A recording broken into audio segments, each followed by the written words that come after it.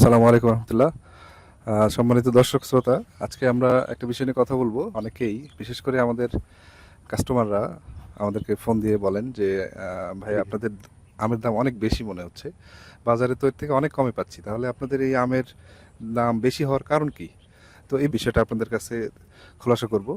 আমাদের সাথে আছেন সম্মানিত আলী রাত ভাই এবং মেনাজ ভাই। তো ওনারা আপনাদের উত্তর দিবে। আমি এই জন্য প্রথমেই আলী রাত ভাইকে বলতে চাচ্ছি যে এই বিষয়ে আপনি কিছু বলেন। আচ্ছা, যারা আমের দাম বেশি বলে যে আমরা বাজারে দেখা যাচ্ছে যে 50 টাকা 60 টাকা থেকে 100 টাকা পর্যন্ত আমের দাম, কিন্তু হচ্ছে যে আমাদের এই আমের দামটা বেশি কেন? প্রথমত হচ্ছে যে আমের হচ্ছে যে চাষ প্রণালীটা আপনাকে জানতে হবে। হ্যাঁ, চাষ প্রণালীর মধ্যে আমরা সম্পূর্ণভাবে প্রাকৃতিকভাবে চাষটা করি। তো প্রশ্ন আসতে পারে, প্রাকৃতিকভাবে চাষ করলে তো কোনো কিছু দেওয়া লাগতেছে না, স্বাভাবিকভাবে আমাদের দামটা আরও কম হওয়ার কথা। কিন্তু না, প্রাকৃতিকভাবে চাষ করতে গেলে আমের গাছের গোড়াতে প্রত্যেকটা জিনিসে খাদ্য দেওয়া লাগে। জানেন যে সবাইকে, আমরা যেমন খাবার খাই, সবাইকে খাবার দেওয়া লাগে। তো এই আমের গাছকেও খাবার দেওয়া লাগে। সেটা হচ্ছে আমরা জৈব সার দিই। এখন জানেন যে জৈব সার অ্যাভেলেবেল পাওয়া যায় না। জৈব সার সংগ্রহ করতে গেলে প্রচুর পরিমাণে বেশি, মানে রাসায়নিক সারের চেয়েও জৈব সারে অনেক ক্ষেত্রে টাকা বেশি দেওয়া লাগে। তো তারপরে হচ্ছে আমরা সরিষার খোলটা ইউজ করি। আবার গাছের গোড়াতে যেন কীট আক্রমণ না করে সেই জন্য আমরা নিমের খোলটা ইউজ করি, যার কারণে হচ্ছে যে ছত্রাক এবং বিভিন্ন পোকামাকড় আক্রমণ থেকে গাছ রক্ষা পায়। তো এটা একটা কারণ। দ্বিতীয়ত কারণ হলো যে আমরা বাগানটা যে দেখতে পাচ্ছেন আপনারা, এই বাগানটাকে সবসময় পরিষ্কার পরিচ্ছন্ন রাখতে হয়। কারণ হচ্ছে যে অনেক পোকামাকড় আক্রমণ করে, যে বাগানে ঝোপঝাড় অপরিষ্কার থাকে, বেশি আগাছা থাকে। তো সেটাকে আপনার ক্লিন করতে গেলে লেবার লাগে অনেক।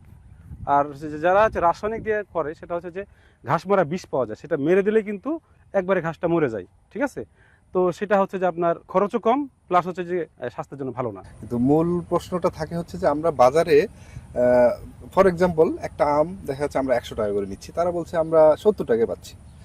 এখন তাদেরকে তো আমরা আসলে বোঝাতে পারছি না যে আপনি যে আমটা আপনার কাছে বাসায় পৌঁছাতে গেলে কুরিয়ার খরচ, তারপর আনুষঙ্গিক যে খরচগুলো আছে, এই বিষয়গুলো হয়তো বা তারা মানে কেয়ার করে না। এই বিষয়টি হ্যাঁ, এই বিষয়ে আমি যেটা বলবো সেটা হচ্ছে যে প্রথমত হচ্ছে যে বাগানে আম আমরা সবগুলো আপনাদের কাছে পাঠাই না, শুধুমাত্র একদম বাছাই করা সেরা আমটা আপনাদের কাছে যায়। আর বাজারে যে আমগুলো দেখেন ওগুলো সব অ্যাভারেজ থাকে, বড় থাকে, ছোট থাকে, পোকা থাকে, ফাটা থাকে, বিভিন্ন রকম থাকে। সব অ্যাভারেজ ওরা বিক্রি করে দেয়, এক অ্যাভারেজে একটা দামে বিক্রি করে দেয়। আর আমরা হচ্ছে শুধুমাত্র সেরা যেটা বাগান থেকে বেছে বেছে, যেটা সবচেয়ে প্রিমিয়াম, সেটা পাঠাই। এটা একটা কারণ। দ্বিতীয়ত কারণ হচ্ছে যে বাগানে আমরা হারভেস্টিং করার পরে খুব যত্ন করে প্যাকেজিং করি। প্যাকেজিং দেখেন যে ফ্রুট কাটিং পেপার দেওয়া লাগে, তারপর হচ্ছে একদম আমরা নিউজ পেপার দিই না, সেটা হচ্ছে যে একদম সাদা পেপার, একদম ফ্রেশ, যেটা হচ্ছে আমরা খাতাতে যে লিখি সেই পেপারটা আমরা সুন্দর করে দিই, যাতে এই পেপারে, নিউজ পেপারে কেমিক্যাল থাকে, ওই কেমিক্যাল থেকে আমি গায়ে যে না আসে সেই জন্য আমরা সাদা পেপারটা ইউজ করি। প্লাস হচ্ছে যে সুন্দর করে যে প্যাকেজিংটা করতেছি, এটা আবার আমাদের বাগান থেকে কুরিয়ারে নিতে হয় একটা কস্টিং। ঠিক আছে, তারপরে হচ্ছে যে আপনার কুরিয়ার খরচ আছে, একটা প্যাকেজিং খরচ, এই সব কিছু মিলে।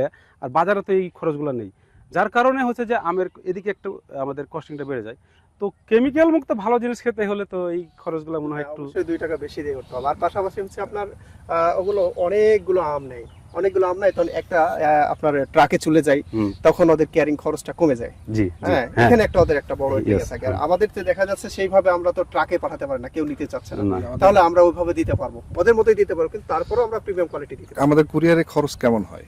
আমাদের কুরিয়ার খরচে যেমন ঢাকার ভিতরে যদি পয়েন্টে ডেলিভারি হয় তাহলে সেক্ষেত্রে 12 টাকা, আর যদি ঢাকার বাইরে হয় 16 টাকা।